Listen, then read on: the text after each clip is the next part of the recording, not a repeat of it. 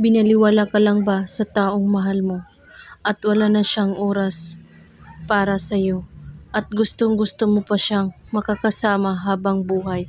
Gawin mo lang ang spell na ito sa kanya.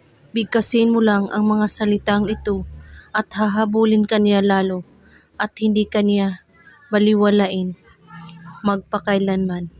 Kunin mo ang larawan niya at titigan ito ng mabuti at pakakaisipin mo siya kung gaano mo siya kamahal at ang inyong pagsasama at pagkatapos ay halikan mo ang larawan niya ng 3 beses at banggitin mo ang mga salitang ito. Hahabulin mo ako lalo at ako lang ang mamahalin mo magpakailanman at sambitin mo ang pangalan niya at pagkatapos itago mo ang larawan niya.